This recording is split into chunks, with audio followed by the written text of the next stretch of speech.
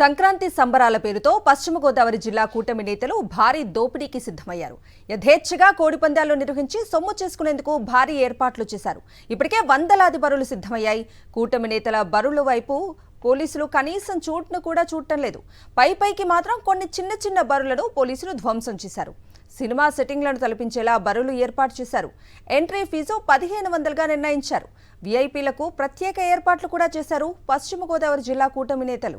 సంక్రాంతి సంబరాల పేరుతో పశ్చిమ గోదావరి జిల్లా కూటమి నేతలు భారీ దోపిడీకి సిద్ధమయ్యారు. యథేచ్ఛగా కోడిపందాలు నిర్వహించి సొమ్ము చేసుకునేందుకు భారీ ఏర్పాట్లు చేశారు. ఇదే అంశానికి సంబంధించి పూర్తి అప్డేట్స్ ని మా ప్రతినిధి రాజుని అడిగి తెలుసుకుందాం. రాజు,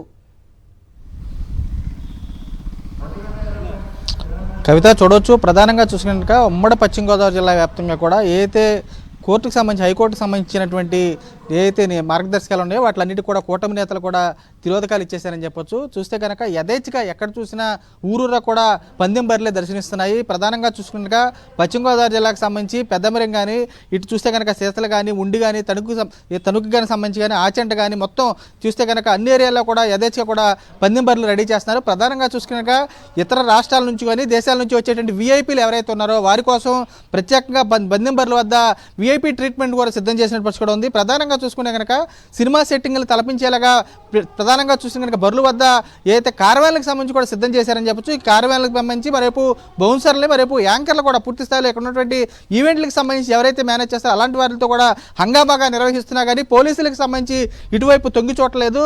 ప్రధానంగా చూసిన కనుక ఇక్కడ ఉన్నటువంటి ఎవరైతే జంతు ప్రేమికులు ఎవరైతే ఉంటారో వారంతా తీవ్ర ఆవేదన వ్యక్తం చేస్తున్నారు. కోళ్లకు సంబంధించినటువంటి కత్తులు కట్టి వాటితో కూడా ఇట్లా జోదాలాడడం నేరం అని చెప్పని కూడా ఆగ్రహం వ్యక్తం చేస్తున్నారని చెప్పొచ్చు. ప్రధానంగా చూసిన కనుక చిన్న చిన్న కుటుంబాలు ఎవరైతే ఉన్నాయో ఆ కుటుంబాలన్నీ చిన్నాభిన్నం అయిపోతాయి. అప్పుల భూమిలో పూరిపోయి పూర్తిగా చూసాక బలవన్ మరణాలకు సంబంధించి పాల్పడిన ఘటనలు కూడా ఉన్నాయి. ఇలాంటి ఘటనలు కూడా జరగకుండా ఉండాలంటే ఇలాంటి కోడిపందాలు కానీ, మరేపు పేకాటకు సంబంధించి కానీ, గుండాట కానీ చూస్తే కనుక ఇలాంటివన్నీ కూడా నిర్వహించకూడదని చెప్పి వారు కూడా కోరుతున్నా కానీ పోలీసులు ఇటువైపు తొంగి చూడనటువంటి పరిస్థితి కూడా ఉంది. పశ్చిమ గోదావరి జిల్లాలో యథేచ్ఛగా బరులకు సంబంధించి కూడా ఏర్పాట్లన్నీ కూడా చేసేసుకున్నారు. పందెంకి సంబంధించినటువంటి ఇతర రాష్ట్రాల నుంచి వచ్చేవారు కూడా ఆతిథ్యం ఇచ్చేందుకు కూడా పూర్తి స్థాయిలో పశ్చిమ గోదావరి జిల్లా కూడా సిద్ధం చేసేశారు. కూటమి నేతల కన్సర్న్లలో కూడా ఈ ఏడాదికి సంబంధించి పందెం బరులన్నీ కూడా సిద్ధమవుతున్నటువంటి పరిస్థితి కూడా కనబడుతుంది. Kavitha. Okay Raju, thank you.